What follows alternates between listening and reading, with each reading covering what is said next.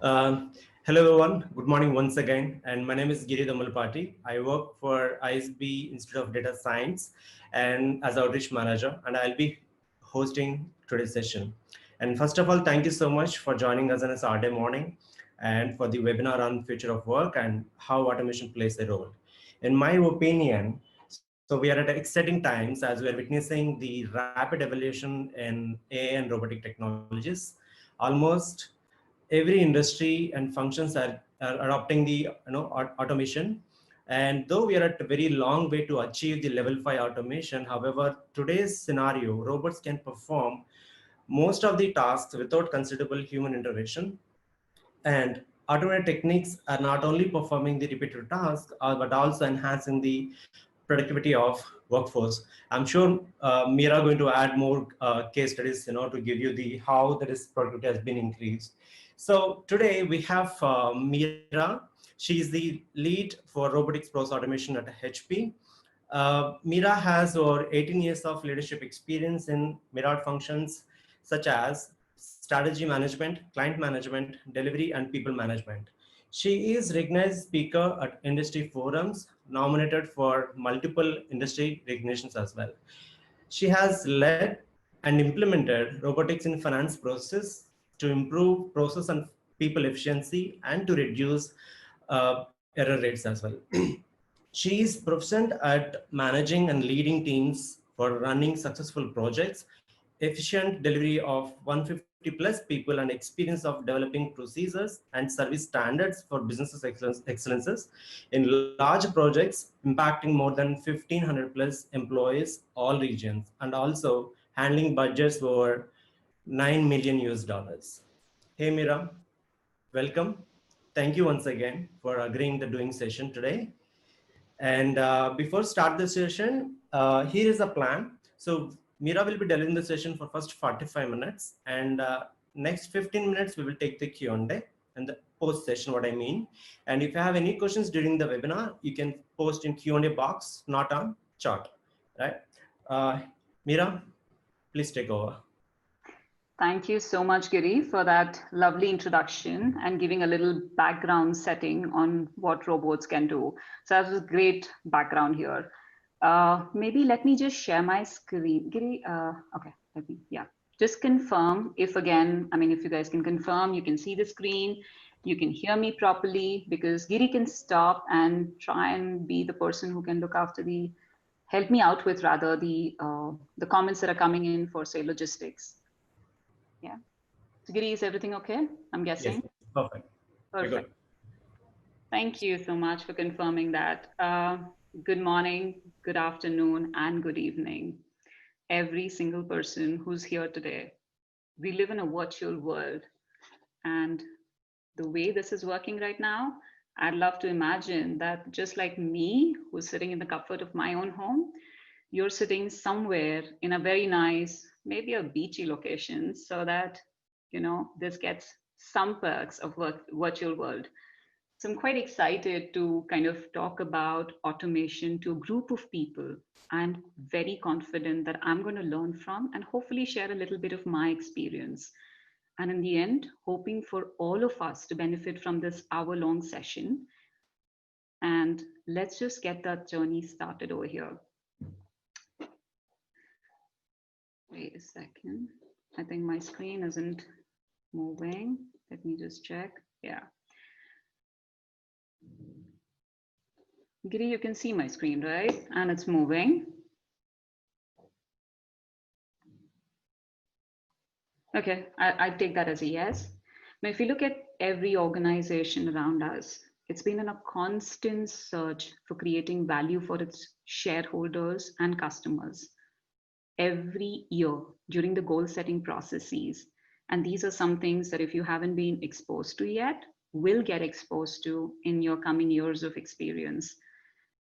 There are new strategic programs that are aligned to organizational goals.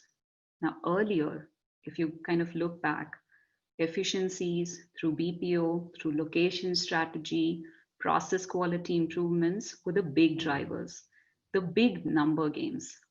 Now, having achieved majority of these objectives, what would be? Meera, sorry to interrupt you. If you have moved the slide, we can't see. It's a first slide only. It is what we are pairing.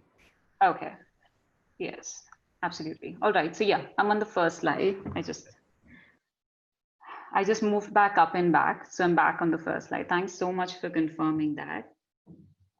And what was I talking? I was giving you a little more background on what organizations look at.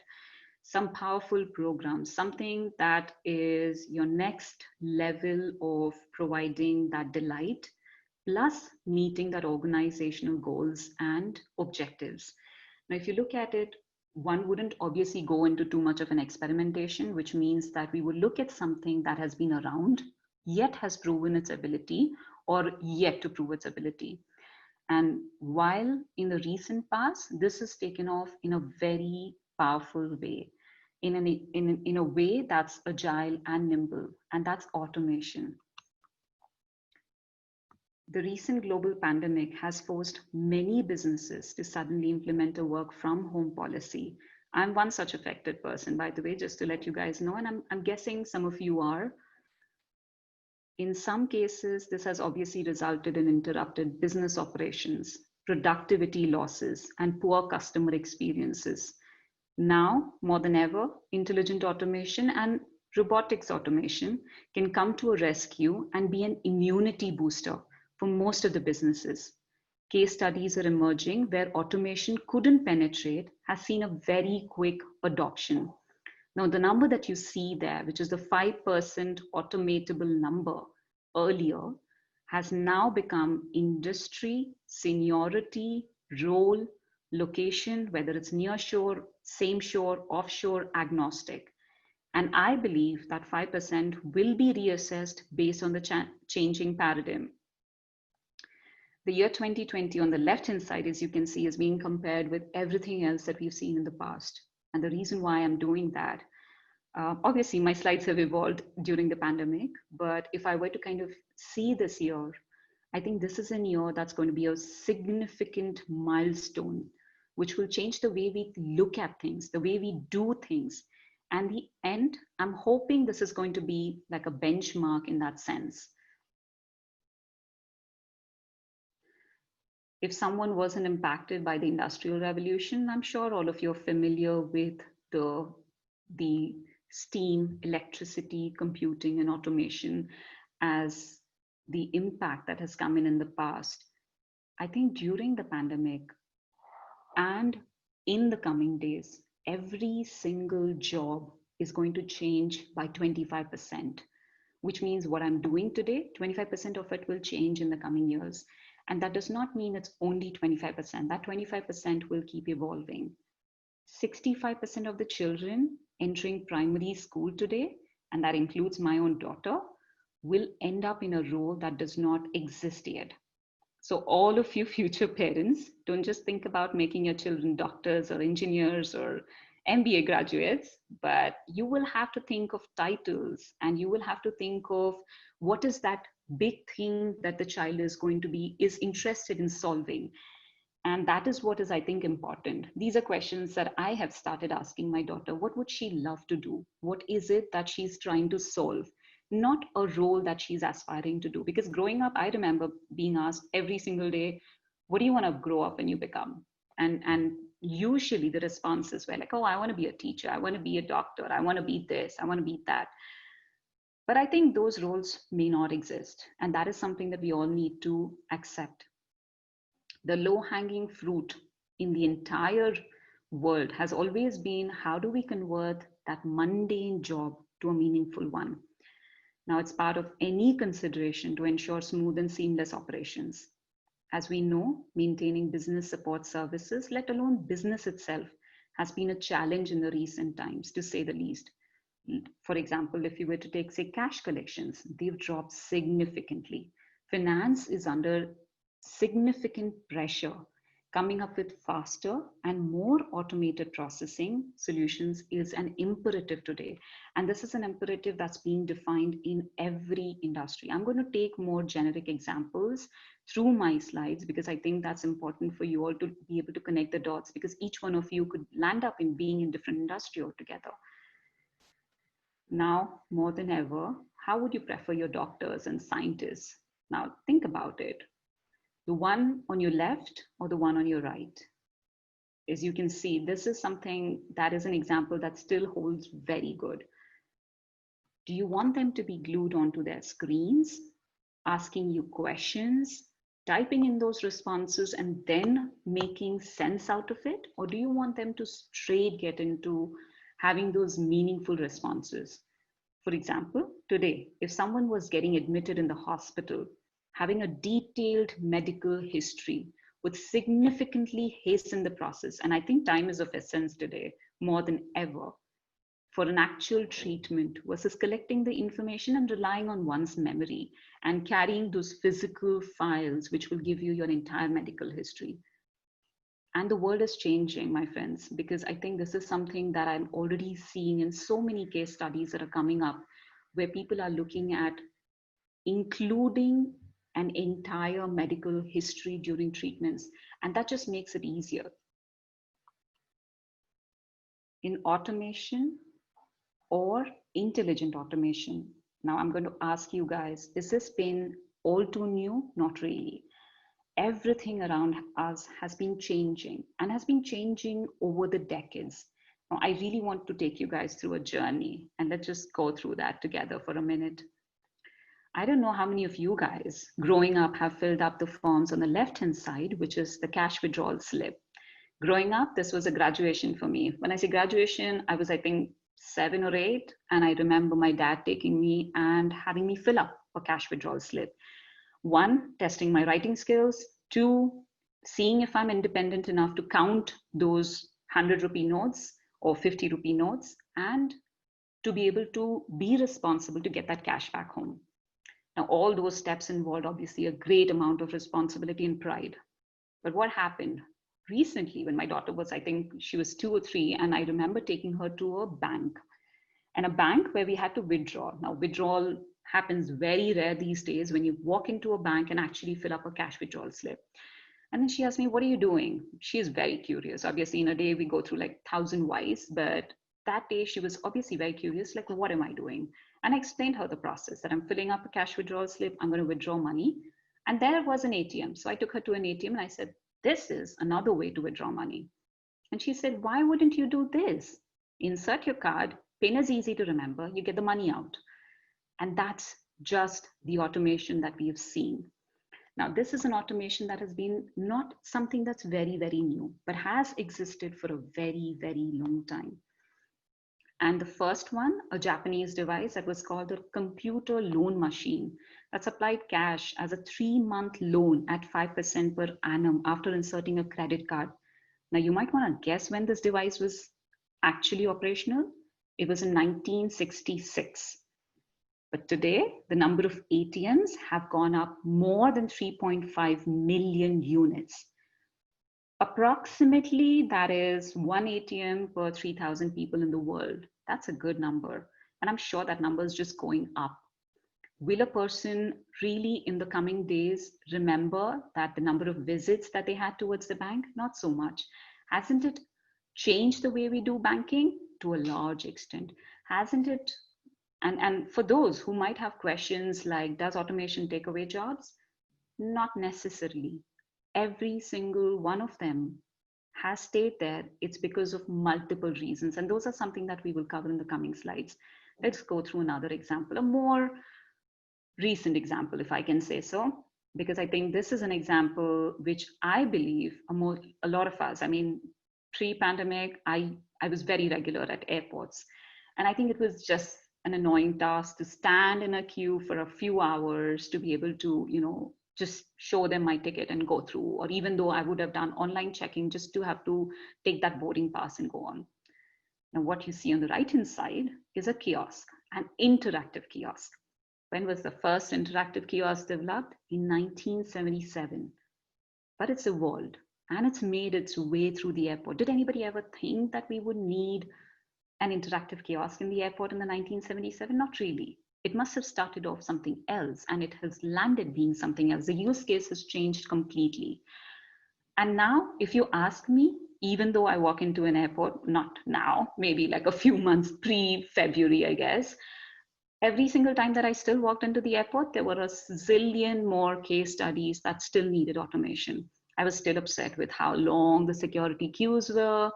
I wasn't quite thrilled by being there a few hours earlier. Of course, I figured out ways to use my time, but I think these are, problem statements that still exist. Say, if you were to look at just airports, a simple, regular task of getting into the airport.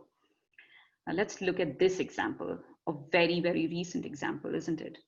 Robotic surgery has been criticized for its expensive average cost in 2007 that ranged from 5,000 USD to 45,000 per patient. And I don't know if you guys could correlate to this, but robotic surgeries were only for, say, high precision work, something where a specialized doctor couldn't be there, like say in two different geolocations. So how would they make that happen? And that's how robotics surgery was being considered. But did we ever really think that there would be a robot out there today in almost every single hospital doing an absolutely a job that we never thought a robot would be there in the hospital for? Taking a temperature, getting in the registrations done, making sure the food is getting delivered to every single room, making sure the hospitals are getting disinfected. And most importantly, I mean, I'm guessing this crowd, majority of them is sitting out of APJ. Did you really ever think that this crowd was going to be seeing robots coming into hospital, given that the cost of labor is fairly low? Not really, but it is. And this is where the diversification of that 5% is coming in. This is where the way we do things, how we do things is being questioned and being looked at. Now, if you were to look at a good example is 2020. This is a perfect time where insurance claim transformations have kicked in. The recent crisis has caused many companies to reevaluate their reliance on manual labor and presented an opportunity for technology to prove its worth many times over. Digital insurance landscapes dwells into real-time data integration. And I can assure you guys, data and robotics goes hand in hand because you really can't automate without knowing what the data speaks to you. And the effects of use of claims data and the insights to support the transformation itself, this is something that the world's top insurers are looking at. In some countries like the US, the insurers are insisting on having a smart device on every single wrist of the insuree. Now, the reason why they need that is because the data is going to be going back to these insurance companies and they will help assess them what kind of insurance plans need to come into picture. Autonomous deliveries are bringing in supplies to people as they adopt social distancing. Adopted workstations are speeding up the work of pharmaceutical companies. Automation is in the front line of this battle. And as we speak, Zomato is piloting drone deliveries. I guess you guys must have read about that. One must wonder how all of this is happening, or how can it happen, isn't it? Let's try to go a little more into that how right now. Now, when you say it's the top priority for the executives and to look at automation, to invest in automation, the world health today is obviously threatened. Our innovation, technology, really proves its worth on the healthcare side. One grew from some countries to many countries, and these are just the use cases that came in from India. Every single customer is asking for more robots, but all those other market segments are even much bigger market segments than healthcare. And this is a game changer now than ever. Automation is quickly becoming the de facto solution for corporates, for providing value, not just for the shareholders, but also for the customer. Now let's look at the digital paradigm, which is through the digital transformation. I think this has been a Gyan statement that has always come in, but I think we are seeing it at a play really, really close hand. It's not about where the work gets done. Geography is less important. Goes back to what I started the topic off with. Really doesn't matter where you're working from. On that topic, for example, how is traveling changing? Barbados is offering 12 months stay visa to work from there. Now, this obviously goes on to say that we know that this is here for a while and this is here to stay. How is that shaping and changing the travel industry? It is. It is about how the work gets done. Now, Sophia the robot, if you guys remember a few years ago, made headlines for being granted full citizenship of a country. Now, embracing that digital workforce, extremely important. And for all you future leaders here, I think this is a point that you will need to remember. We talk about diversity. And today, I think every single person, including my CEO, is very much interested in addressing the workforce, talking about embracing every single person, irrespective of the background, irrespective of the gender, irrespective of the race. I think we are walking into that place right now, into that transformation where we are going to start saying, embrace the digital workforce. And as future leaders, this will be your next diversity topic. This is something that you will have to pick up and try to see how do you do that. And I can assure you, not every leader knows how to do this. This is a very big battle right now. Just as I think we went through a few years ago of, and I think still India has that, of diversity altogether as a battle that it's still fighting. It's trying to break that glass ceiling. I think it's no different. Embracing that digital workforce is going to be very, very important shift. And a shift that will need a lot of thought through. What work is getting done? Value creation. Now, if you were to look at value creation, I would love to read this out. And this is something that the Twitter CEO had quoted. The interesting products out on the internet today are not building new technologies. They're combining technologies. Instagram, for example, photographs plus geolocation plus filters, Foursquare restaurants review plus check-in. Now, this puts multiple different products together, creating a great value proposition for a customer, not just for a shareholder, but for the end user. Now, this is what is the value creation that I'm talking about. It's not always about adding something. It's about sometimes merging things. And this is all about looking at problem statements around us and trying to see how do we create that value. Now, if you look at the last bit here, who does the work? Changing the labor pyramid. And most importantly, who does the work? The future of work isn't something that happens to you. It's something you create for your company and for your own career. Now let's dwell into the labor pyramid because I think that's a very, very important topic. It will invert the labor pyramid, as you can see here. Adaptive enterprises win by identifying future opportunities and proactively reconfiguring themselves, including their business models in the face of changing customer and market demands. To become an adaptive enterprise requires significant investment in technology transformations, in culture building, and in setting structure and processes. For example, an adaptive enterprise must be able to alter its business concept based on the insights that improve the company's odds of fulfilling future customer demands. As your customer raises the bar on their demands and shift their preferences more frequently, and I think this frequency is only changing a lot more, you must build a delivery organization that's adaptive too. Now, this new adaptive workforce taps into that technology, taps into that innovation, particularly the AI and automation, to become more flexible, responsive, productive, to support the broader adaptive enterprise strategy. Now, I feel one needs to also factor in the capabilities of this labor pyramid, how the current was, what the future is going to look. Touchless, seamless. I've seen some videos of, I think, Burberry bags, which are being completely manufactured without a single touch point. Now that's something that I don't think we heard of. And then there are places where you see cobots, and when cobots meaning you have, and I work a lot on cobots, by the way. It's about working human and a robo side by side. So what happens? There is obviously an impact of 70% labor reduction.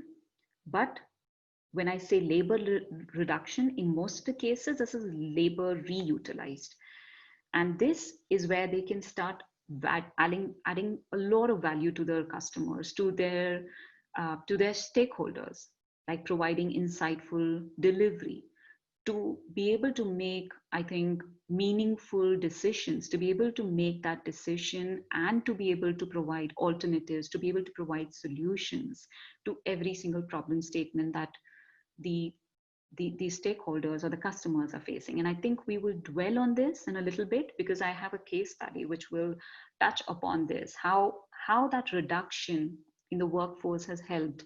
Because what has happened is we've been able to retransform ourselves, look at ourselves very differently, and be able to solve some really big statements, which I think were our problem statements. Now, if you look at these are roles that exist around me. I don't know if you guys have worked with all these roles that are listed here, but some of them you may have. From business growth manager to compliance to solution evangelist, these roles need to be composable. Swarm teams which assemble employees from cross-functional groups to destroy silos, to drive innovation and to solve problems, exemplify the adaptive workforce. They can be assembled and disassembled as project complete or as conditions evolve. And in most of my cases, wherever we've done digital transformation, wherever we've looked at how do we change the way things are working today, in most of the cases, what we've done is, and this is a real life example, of course, we've taken in people who have come in from the business itself. So not necessary that you every time come up with a new set of roles. Sometimes the roles evolve. Sometimes these roles are things that we need, like I said, to destroy silos, to be able to destroy that knowledge and to be able to share that knowledge. Because I don't think you can really build a great transformation plan. You might be a transformation lead and you decide, hey, this is my plan for the future. But can you really do that without, say, a ground person who is a process owner or somebody who basically looks at your subject matter expert? That subject matter expert can become your solution evangelist, can also become somebody who can start looking at, say, business growth partner. And that these are roles, that's why it's very, very important that they are sellouts which we look at, which we consider in the coming, in every single project and in the coming years. Because I don't think these are fixed roles. And this goes back to what I was saying, that I don't think the roles that we've had today will exist in the future. And these roles are just today. Of course, they will again go through their own evolution. Each of these roles will have their own set of personas. And maybe on that topic, let's just dwell into that as well. What skills will be needed for the future? Now, if you look at it, and I think my favorite example is the current pandemic. And before the pandemic, I would love to quote an example of the pyramids: creative and innovation. What is the skill set that we're looking at? Somebody who creates diverse and novel ideas, creates and recognizes new patterns, categories, is curious, has broad interest, and offers criticism, constructive criticism. And I think this is very, very important, because if you look at creative and innovation, if you look at the strategic mindset, the data savvy acumen, having a business acumen, the relationship, or the fact that you need to be a change catalyst, I think the important thing that one needs to look at, any big things, any significantly big things around us, if you were to see, these skills have somewhere been there. And there were not cases where somebody would have said, oh, show me a pilot of the pyramids and I will be able to say that this, let's, go ahead with it. That's not how things worked. Do you think everything worked despite a very strategic mindset? Do you think everything worked as per the plan? I don't think so. And just somebody who needs to be there, who can say, all right, let's be agile, let's change, let's remodel this, let's change our calculations. Or somebody would have said, all right, right now we need this much amount of raw material. In the coming days, we'll need X plus this because we're going at this speed. So that calculation, that being able to put that equation in place, that data savviness is needed. And I think my another good example would be the fact that my colleagues and I remember in February having this lunch, and I remember every single one of them saying, some of these guys who just looked at me and said, Meera, I can never work from home. It's just impossible. I can't concentrate. I can't, do my job, and I will forever be eating, or I will just forever be, say, in front of the screen, or I will just be very distracted. And I asked them recently, how are they doing? Every single one of them, they said, oh, I could never be better. I've completely like eliminated the stress of traveling. I don't have to do this extra shopping on the weekends. Everything nowadays, I'm just doing it online. I don't really need to step out. So I'm really saving a lot on my um, physical energy and the mental energy to do things. And I think that just changes how you do things. And that's just the mindset. We're all going through a change. We need to acknowledge. And I think if someone is right now struggling, this is a great tool set. I would give it to them. There are times that I ask them, what is it that you're struggling with? How can I help you? Can we do something that's different? And there were times in the initial days, I remember literally having tears in my eyes because I'm a person who ends up being the first one in the office because I love that head start. I love that head start because I don't want to walk in and just be ambushed by fire. I don't want to be ambushed by emails. I don't want to be ambushed by meetings. That's just the personality I am. I'm a very structured and organized person that way. But what I realized just did not work. It did not work. March, April, I was miserable. I would log in at 9 and till about 9:12, I would not be done. My back would be paining, my leg would be paining, my eyes would be hurting, and I'm just tired and I'm extremely upset because here's my family in front of me and I can't spend time with them. And then I said, no, it's time I look at it. I look at what I'm doing so differently. What am I doing that's wrong? So I said, oh, I'm applying the same thing what I was doing at work. I used to walk into office early so that I get a head start. And I'm doing the same thing at work, at home right now. I said, no, this is not going to work. So then I started logging in at a time when I knew for a fact I would be ambushed by meetings. I would be ambushed, and I became a completely different person. I'm no longer that person who's super organized and saying, I need to clear my emails before everybody walks in. No, it's okay. It's okay. And because this is part of going through change, this is part of being agile. This is part of accepting everything that's around us right now. And this was one of the things that I went back and told my team. I said, please don't be silly to be on that guilt conscious that you need to be there from the morning till the night. Take your time off in between, take those breaks, because we did that at office. We went for a coffee that would take at least 5-6 minutes. What's happening right now? Coffee is at my table. I'm drinking it right now. I don't need to get out. So what happens is I'm just right there. Even if I'm filling up water, I'm taking a 30 seconds break, and that's between my meetings. And what happened? I think it worked. A lot of people, they said, all right, these are a few hours in the day. I'm not going to be available. And that just worked brilliantly. And I will come to that as well. Why is it important? Not just the skills, sometimes the toolkit, and sometimes your employee satisfaction it plays a tremendously big role than we would anticipate. Okay, let's move here to personas. I think personas are very, very important. Something that helps us reshape the workplace and the economy, becomes more biased towards, say, temporary, contingent, and gig labor. Individuals need to be ready to compete. Drive, which is health. If you were to look at health, both physical, or rather all, which is physical, emotional, and psychological, mental, whether it's curiosity, agility, and risk, and actions worldwide, collaboration, and technology readiness. Workplace needs to drive excellent employee experiences. A strong employee experience will drive better customer experiences. Happy workers lead to happy customers. Most of what makes us employee experience is making progress towards their work goals and having the resources they need to succeed in the work they do every day.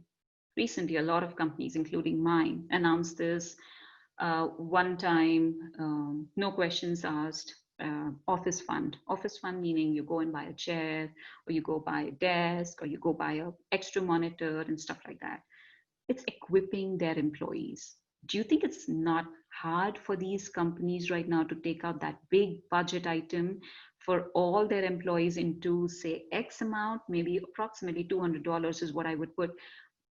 It ranged between, I remember, $200 to $500 as a budget. Isn't it hard for companies to do that at this time? But what they've realized is that it's important that their employees are equipped. If I'm sitting at my, say, bed, I'm obviously going to land up having multiple pains and I'm going to land up being miserable, and I might not be able to be efficient like I was supposed to. Like right now, just to kind of let you guys know, HP has announced this entire mandatory off. The whole of this coming weeks, that just started last night, pretty late last night for me, but yeah, starting today, I'm on off for a week. And this is a mandatory off that the company decided to do for its employee. And they called it the stay vacation. So they said, you be at your home, go sit on a hammock, go read a book, do whatever you want. Do not log into your laptop. Why? Because it's important that every single employee, and during the pandemic, I can assure you, a lot of us have stopped taking leaves because I think we're able to somehow manage, say, say a plumber coming home, or the fact that, something is broken down, because we're just multitasking, and we are all multitasking in this time right now. So I think it's extremely important that the organization also recognizes it. You guys are the future leaders. You'll have to sense these things. You'll have to find things, even if it doesn't sometimes make financial sense, it will make sense in the longer run. And that is something that I think, as a structure, the future of work involves human employees working side by side with robots, intelligent machines, and AI, robotics, and in general, people, leaders, like I said, are not very comfortable with that evolution. And what you will need to do, you will need to identify how you can help that out. And what you see here is the personas. Sorry, I digressed a bit from the personas. But if you look at the personas here, the problem solver, somebody who looks at saying, oh, there's airport. I come in 3 hours in advance. How can I change that? That's someone who would say, let's introduce an interactive kiosk. We are saving about half an hour there. Let's have a security check that is maybe, say, 90% foolproof. And the 10% is, there will always be, like I said, a cobot sometimes.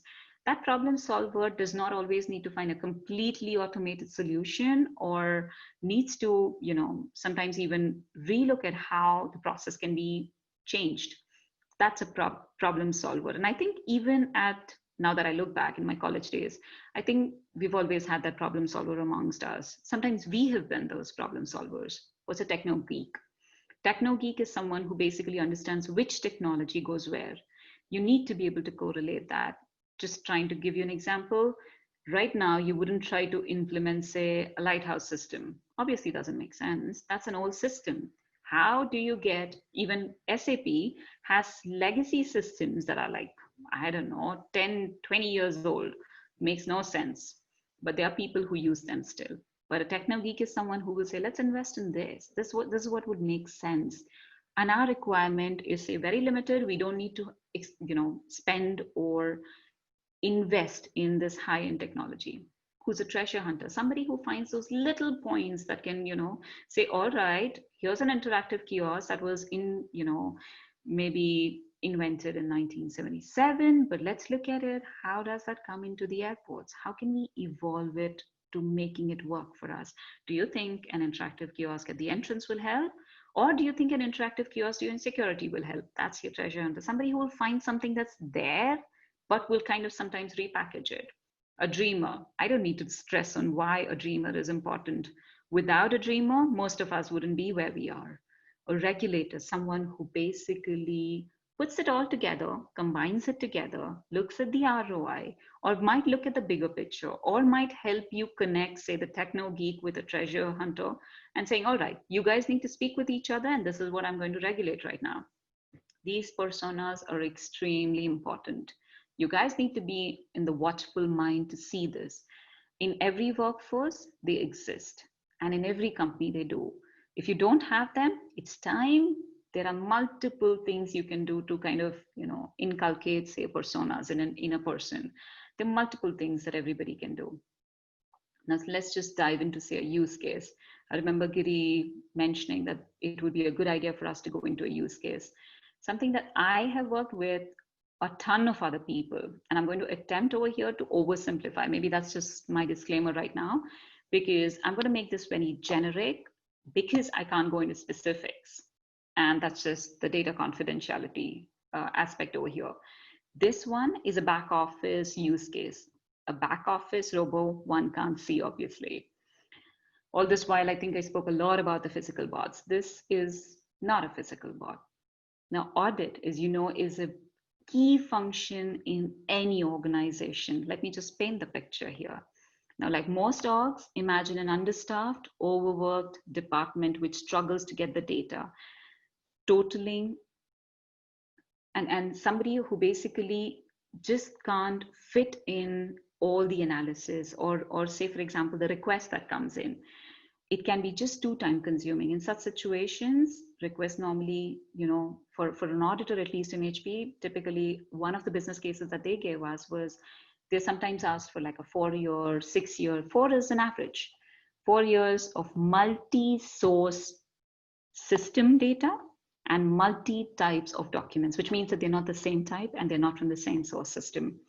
A little technical there, but this all comes in with a very tight timeline. Now, even though this is all paperless, which means that this went through the paper to professional, the curve that I showed you, automation, yet this takes awful lot of time. An auditor then lands up spending all their time just requesting multiple doc types from multiple different source systems. As a result, has to watch over the entire process and also do a quality check to see that nothing is getting missed. Why does that person need to do that? Because a non-compliance to something like this will lead in penalties of tens of millions of dollars. And this is obviously a highly manual process, despite the automation kicking in the first few steps. It's a very primitive practice, of course. It takes up a lot of time and usually takes up time during the month-end closure. As you may imagine in, say, a finance organization, that's a critical time. Quarter-end time, that's critical time. What was the solution? RPA, which is the robotics process automation, understood that deploying a solution based on the tools provided by various RPA vendors that mimics the human actions and interactions with respective applications and work according to a business logic. Now, the RPA capability was constrained only to a tool. This limits the scope of RPA eventually, slowing down the growth of RPA as a technology. But if you look at the case of audit, we implemented an RPA solution where 2 different bots came in, downloaded high volume detailed reports from 8 source systems each, completed the extraction of all these 16 source systems in 2 phases to simplify the complexity of the solution and implement it. We tested it, obviously. In case of tax, which is a second use case over here, we created a unique robotic solution which was scalable, which means that because tax organizations exist around the world. So what we did was the user just needs to share some basic details and the bot estimates how much time it's going to take, which, where are you in the queue, and what all documents and what all is your request, just like taking like a small little, prerequisite. And then it did this beautiful little thing because it's a tax team, data is confidential. It has this feature that, say, for example, if Meera or say Giri is requesting for the request, even though we would be in the same team, if Giri got that email, he would get a unique password. And he would be the only one who could see that data, which means that this would fit audit. This would fit every bill or every checkpoint of the guideline. And after a month, it would delete. It would self-destruct. The reason is because it's sensitive. And it is extremely time-consuming process. So how do we do this? So this is where RPA came into picture. This is where we looked at the data. We looked at why does it make sense to do it and say such a simple task, but why is it extremely important? Because the benefits were just too many.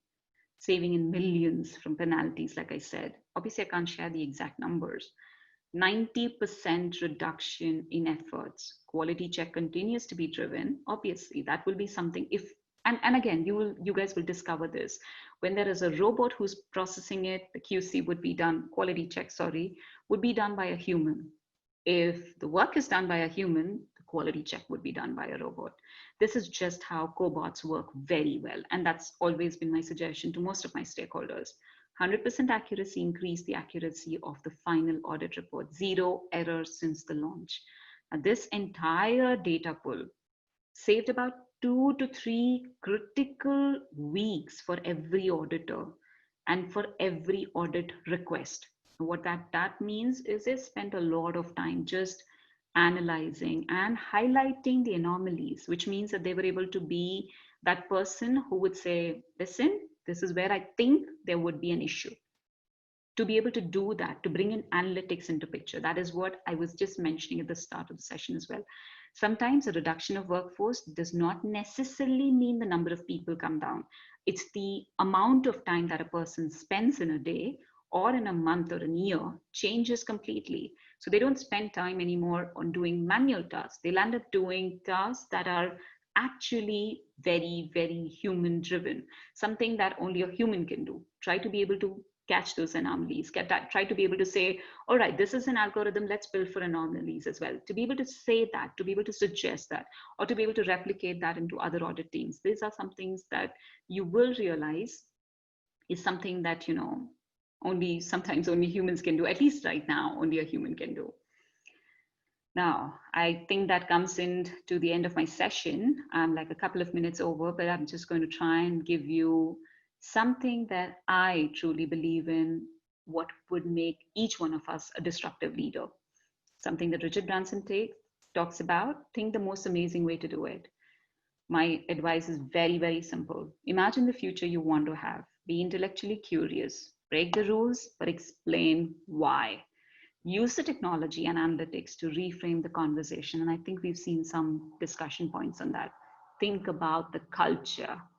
Being sensitive to it is extremely critical, and I can go on for a session on that alone. Take charge of your destiny. What are the mega trends that's shaping the future, or the present as we can call it? Technologically breakthroughs, the fact that there is demographic shifts, which we are already seeing, rapid urbanization, but that's also changing a lot. But let's see how that changes again in the coming years. Shift in the global economic power, resource scarcity, and climate change. With that, I would leave you guys with my most favorite quote. It is not the strongest of the species that survive, nor the most intelligent, but the one most responsive to change. And Giri, with that, I think we can jump into Q&A. Sure.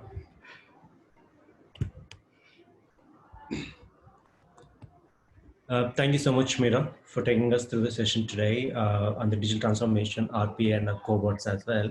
Also stressing on the skills needed for the future, and as well as just now on the mega trends which are going to come up in the future as well. So, folks, you can if you have any questions, please drop in the Q&A. We will try addressing as many as we can, and please type your question precisely, what you want exactly ask the speaker, right? So, let me ask you the first question. So there's someone asking, Amrit, asking, can you please elaborate a little on role of compliance and risk manager, maybe to just help him to understand? Okay, so you're saying elaborate on the risk manager and compliance manager. Yes, yes. Okay. So your risk manager, or they call different things in different organizations, by the way. In some cases, they are the BCP managers or risk and compliance manager.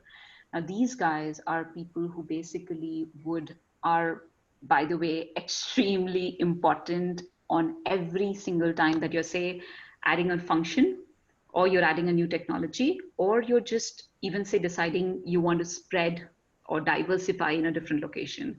BCP comes into picture. The risk assessment is done very thoroughly. Even when we bring in a new tool, we bring in a risk assessment to say, all right, what if this tool fails? Like, for example, I'll give you a very good example. I'm on 2 devices right now. This is my BCP. If I fail on this call right now, I have a BCP. Doing this risk assessment is extremely important. Why is it important? Because I am right now working from home and I know my network, even though I have tried to take the best one possible, there are days that their network is just unpredictable. This is the role of a risk manager. They would look at what your current situation is, be able to highlight this is what your exposure to risk is. And usually there is a high severity that's given to, like, obviously in a risk assessment, there are thousands of observations. Thousands is maybe an elaborate, but yeah, almost hundreds of comments that are made from a risk manager, and usually they come with, say, a grading. And when they come with a grading, you need to obviously take action for the high severe ones. But the low ones are the ones that can be just, something that can be maybe easily fixed, or the ones that do not impact. And sometimes a risk manager can highlight even your exposure. Like I said, audit team. The risk over there was the penalties. That's what a risk manager would do. I think we missed the first question because I answered that live. I just wanted to kind of see that as well. That was Vipin's question: is RPA done in production environment or UAT or Yeah, UAT staging. Yeah, so maybe I can answer that question because that's technical, and I'm happy to take that question as well. So that basically RPA. I mean, again, this is something that every organization does differently. In some organizations, there is a digital workforce from the start, which means that I would have regular employees and I would have digital workforce. What would the digital workforce do? They would have access to, say, for example, creating this PPT or formatting this PPT. So I'm not spending my time doing this or having somebody else do it. My digital workforce will do it for me. But in some cases, it's a human, or sometimes it is, we mirror ourselves, which means Meera's access will be mirrored. And when we do something like that, I mean, in both the cases, I highly, and we have always been as a practice, following what is called the test or the development environment, then do a very thorough UAT, and then go into production. You don't straight away go into production unless and until it's a really big break fix. You never want to touch your production system. That's just how it is. Okay. So there is our next question: how RPA can be leveraged in regularity reporting in banks? So, I mean, you're muted. Oh yeah, I just went on mute and I have no idea how. Okay. So, I mean, if you maybe elaborate on this, because like I said, in multiple places, everywhere where you see like a problem statement, you'll be able to see how to fix it. And even in case of banks, and when you say regulatory reporting, reporting is a classic and like the low hanging fruit, as we call it in the RPA world, the lowest hanging fruit to be able to take all the reporting and give it to a robot, because that's something that you just do not want your human mind to use. Your human mind can actually spend, say, analyzing that report or making sense out of that report. So regulatory reporting, again, depends what kind of systems you are. Even if it's a sensitive system, there are robots that we've developed, even for, like in my case, we've done it for payroll teams. And when we did it for payroll teams, obviously we all went through the NDA, even though we were within the same organization, but even the robots were kind of made to sit like an attendant. I mean, there are different technologies in robots, but they were made to sit where the people are. Okay, so before going to the next question, hey everyone, I have posted the link on chat box. Can you please share the feedback on this link? There's a form link, probably you can click on and submit your feedback on that. So the next question is from Jaideep. He's asking, how do you perceive incorporation of social and emotional learning through robotics and automation? Social and emotional learning through robotics. Okay. So there's something called, I'm guessing then Jaideep, you know a little bit about NLP as well, but if you don't, that is your neuro language programming. Now, this is something that you look at, say, sentiment analysis. Now, this comes in a big play for, say, HR, or say like what just Giri did. Let's just take that example, survey. Now, Giri is going to send a survey out, try to make sense out of it and say, all right, Meera's session did not make sense in this is this area, made sense in this is this area. He's going to do this manually. It's going to take him a few hours. Sentiment analysis, social emotional learning. Now, social and emotional learning is obviously, I would be a cat on the wall at this moment because there isn't enough data that says that machine learning is able to do this. But in a lot of cases, some of the sentiment analysis is being done. And in majority of the cases, it's mostly for surveys. It's mostly for, say, HR cases. What kind of HR cases are being launched? Because the HR is, as you all know, is very tightly staffed. Yeah, Giri. Yeah. So this is about the future. I mean, maybe you can talk about the fourth industrial revolution as well. So Vimal is asking about how AI, ML, or IoT going to lead the disruption in the future. How ML, okay, all right. So I mean, I think Vimal, that matter, you can add deep learning also in that part. Yeah, absolutely.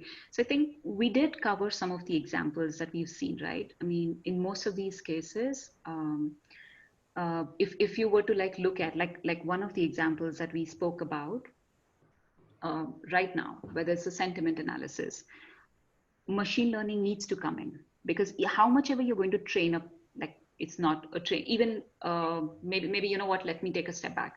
When I got first time introduced, I remember doing quality check, which means that I would listen to people and I would say, this is what you were not supposed to say. This is how you should have handled, say, your stakeholder, or this is what you should have done. I would be a quality check for that person. And I think today this is much more common than what I think I had started off with.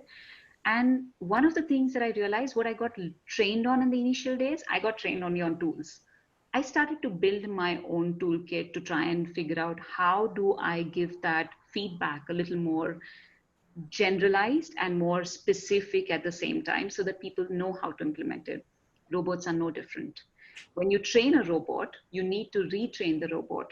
And that over a period of time, training it over and over again. And sometimes we write programs to be constantly training our robots to be thinking.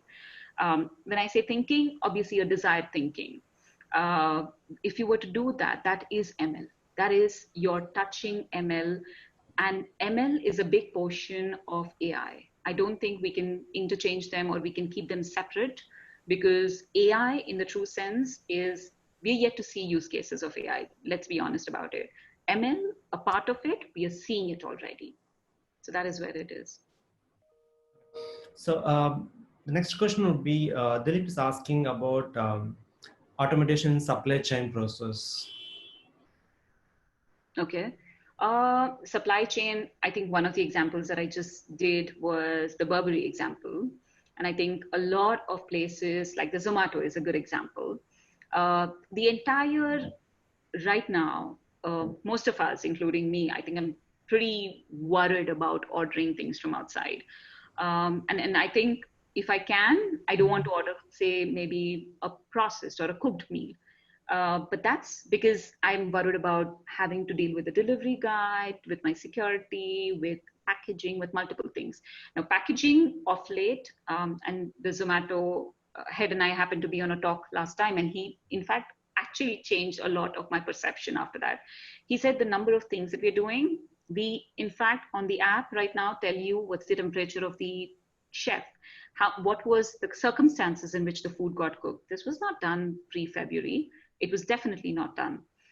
But I think this is where supply chain is also changing further. While they changed this, they also started building in a lot more things because they are right now looking at drone deliveries. They're looking at how do they take things to the next level? How do they make it a supply chain where it matches the demand requirement or the customer inhibitions? Like the way I insisted, the customer requirements will keep constantly changing. Earlier it was fantastic food. Now it is safe food. I think more than fantastic food. I'm okay to kind of adjust on maybe say the taste of it, but I'm definitely not willing to adjust on say the quality of it. Sure. So there is an anonymous question. He's talking about the slide which you have shown the current and future capabilities. So what is the time frame that you're having in mind? I don't think I decide that.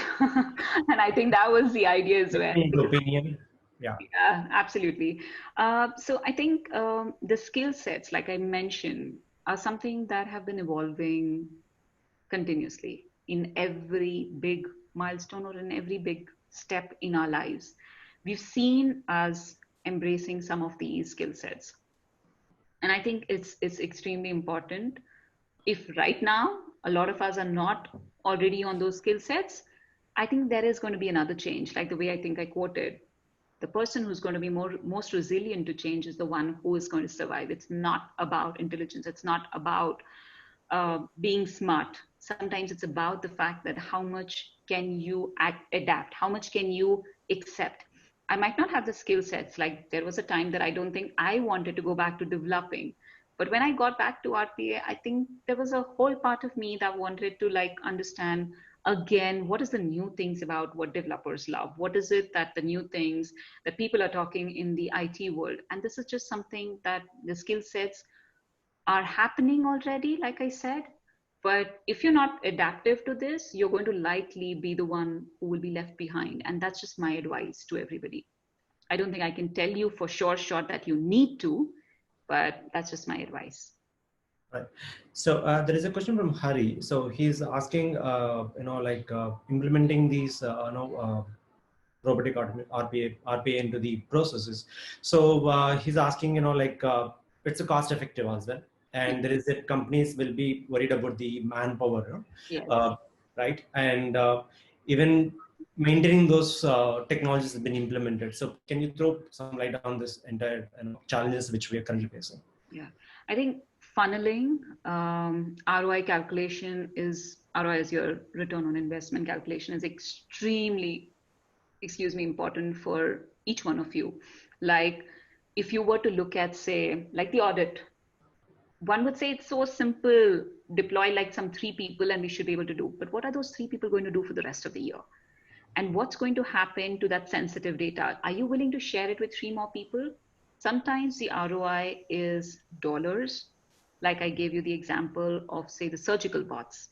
That was straight 4K to 45K on a surgery. You have a number right in front of you. Sometimes, in most cases, actually, you don't have a straightforward number. You're working in an area where it is compliance or it is audit or it is a critical function. For example, there could be an ROI discussion on, say, how much can the can say right now in hospitals having to disinfect from, say, a labor versus a robot. So each robo, whether the functionality it has, the kind of capability it has, it changes. The cost changes tremendously. How many robos are you going to employ? How many robos do you need? Plus, what all capabilities will it have?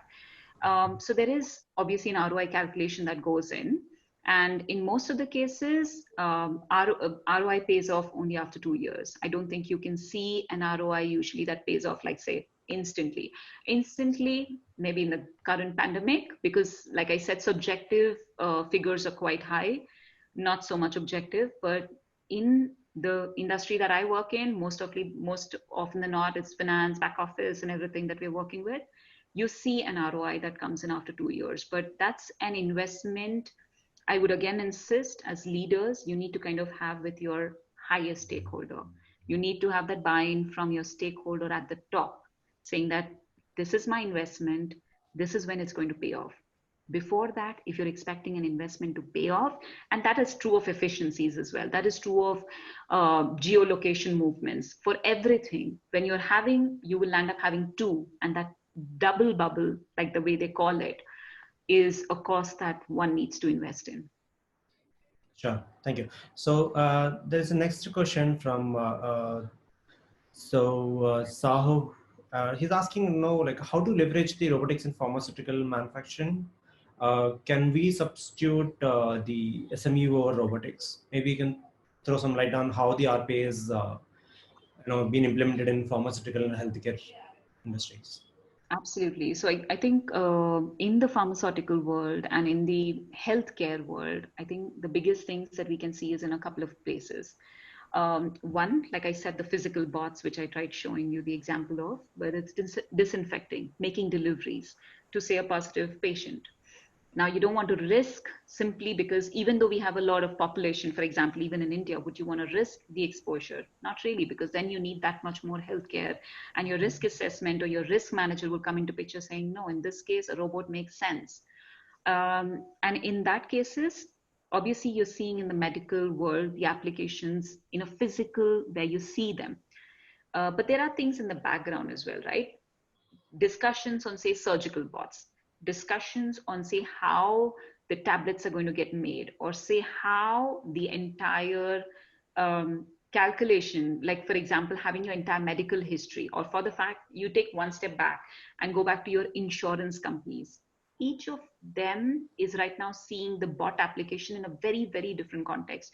For an insurance, it is about the fact that they're connecting you with your smart device. Your smart device, in a way, is obviously IoT because you're connecting multiple things right now. You're not just connecting, you're connecting your health, you're connecting your call, your basic phone features, multiple different things into one. Now, if you were to kind of look at each of these and dissect them, each one of them are seeing an application in the health and the pharmaceutical world. I don't think right now there is a better use case than this industry where we are seeing the robotic application. I hope I have answered. Yeah. Thanks for helping that. So there is again one question on the data privacy and data accuracy when we implement the RPA, and also how RPA handles the the data with the different structures and different sources. So do you want to share any light on it? I mean, so okay, data structures. I mean, different data structures and different sources. When you are mobilizing the data from the different sources.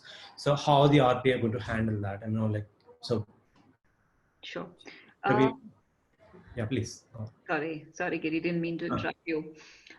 So I think what's important is, like I've mentioned even during my talk, is to kind of look at automation, not just in a silo. You have to look at what the data is speaking. Where does it make sense to have a robot being implemented? And sometimes it's also about prioritization, right? As an organization or as a dreamer or as a leader, you're aspiring saying, these are the 10 areas that I want to, say, build my automation, or I want to change the digital transformation figure here. When you're making that statement, you will also have to, somebody will have to figure out where the prioritization is going to come in. For that, your data, and just understanding where say sometimes it's a very straightforward thing of ROI. Sometimes it's a lot more, like I mentioned, on softer benefits. And sometimes it's a completely different picture altogether, saying that, all right, we are getting, say, in our case, for example, we were a startup within an organization that got funded by the finance organization, by the CFO's organization. We obviously had to look at finance everywhere. And we had to look at every single finance process, the low hanging, the difficult ones, the stakeholders who just did not want to have cobots or any kind of robotic interaction. We had to consider that. But if you ask me, we had tons of cases in the HR field or the vertical. We didn't go there. We didn't venture it. Sometimes, like I said, there are softer aspects that you need to kind of consider. You need to kind of look at. And a robot that has its data being integrated, which is why you call it an intelligent automation. Intelligent automation is just not your mundane automation, but something that you put intelligence in. You kind of feed in data into it. So when you do that, whether you add, say, a sentiment analysis to the survey, whether you look at that robo and add in some bit of, say, looking at the analytics portion to be able to make that judgment and to be able to then give that, when I say judgment, to be able to create that algorithm, to be able to solution design that solution, to be able to say 80-20 is what you need to consider. So this is what you will fix.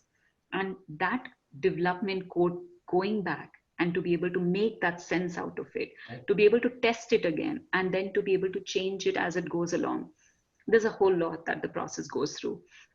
But to integrate data with automation is key.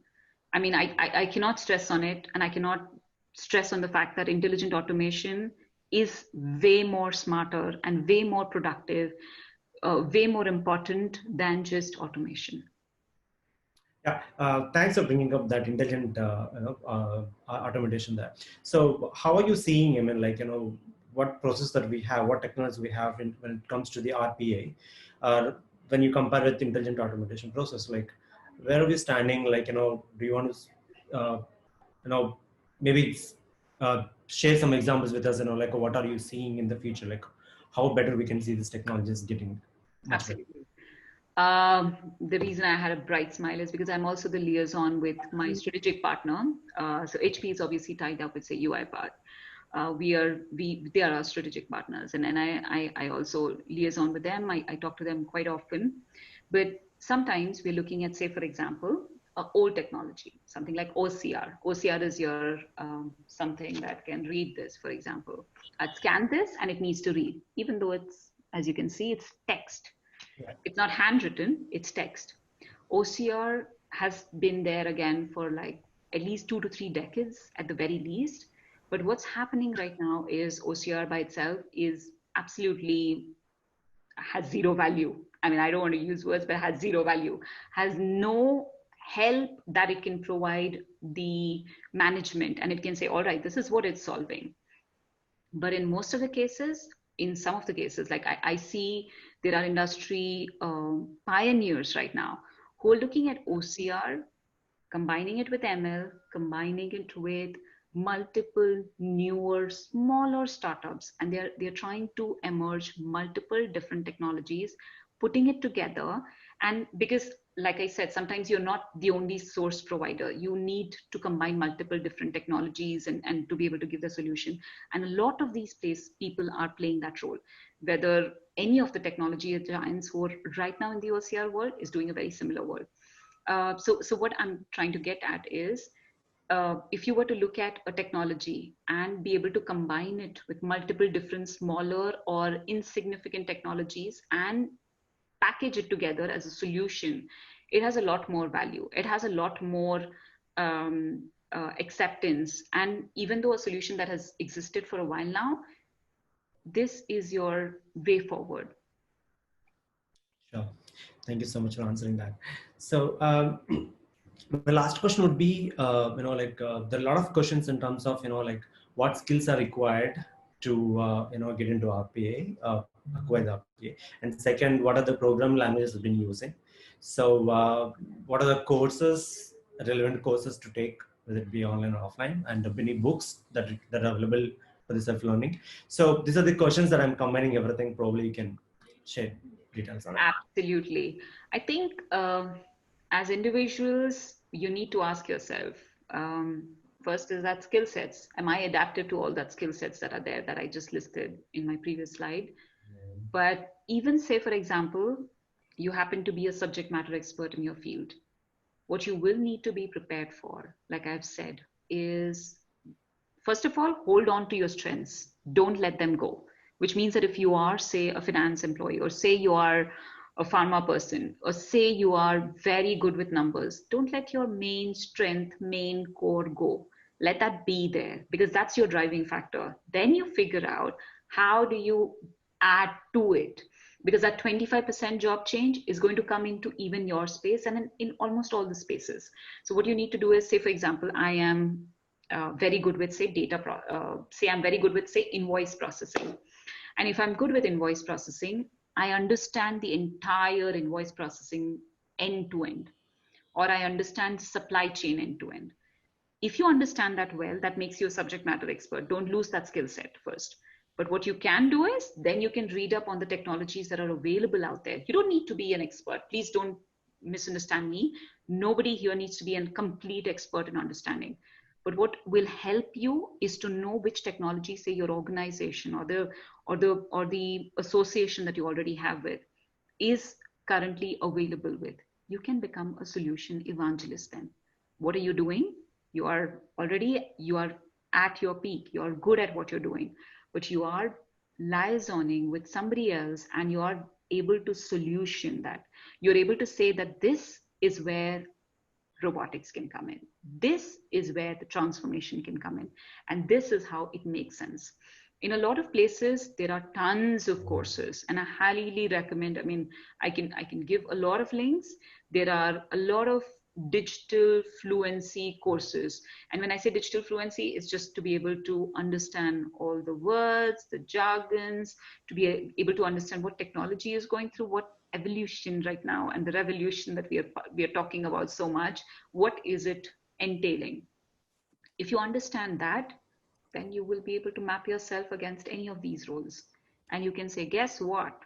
I want to be a data scientist because I'm so good at numbers. I just need to like enhance myself with just this other thing, and I'm great. So this is something that you will need to first ask yourself, what skill sets do you have, and how do you equip yourself to that 25% change? Sure. Thank you so much for that. Hey, once again, I'm stressing on the feedback. If you have not submitted yet, I've shared the link once again. Please do submit your feedback there. And I'm really sorry if I haven't answered your question, because there are a lot of questions were more than 60, and I could only answer, some questions given the time availability. Thank you, Meera. Thank you once again. Right. I do have a suggestion, Giri. Yeah. I don't know if it's your practice or not, but I can share my LinkedIn, or maybe you can share it, whatever Sure. works. Sure. People who have questions can drop that to my, basically, I don't want to not answer questions. And I know even you're pressed on time. So either we can share my email ID, or we can just share, say, the LinkedIn, the link. And yeah. I'll just take a moment and share the link in the chat box. Absolutely. Because if you guys have questions, feel free to reach out to me. Feel free to tap in. I mean, that's just the easiest thing. We're very connected in this world right now. So feel free to ask those questions. And I'm sorry that maybe we didn't get through those 60 questions. Yeah.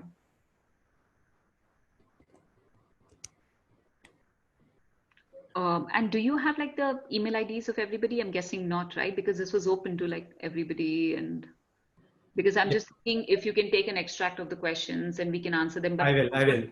Yeah. I yeah. will, copy all those questions, and probably I'll share with you on that. So we can answer those questions. I can, even once you have the answers from you, I can email to each one. Okay, great. That would be great. Yeah. Yeah. Thank you so much, Meera, once again. On a Saturday morning, and you took time to prepare for this session as well from past week.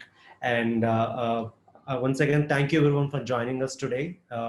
I hope you had a really good session, and we will come back to you and inform you about other coming sessions next week. And most probably we will come up with the supply chain analytics, and you will get more details on next week on that.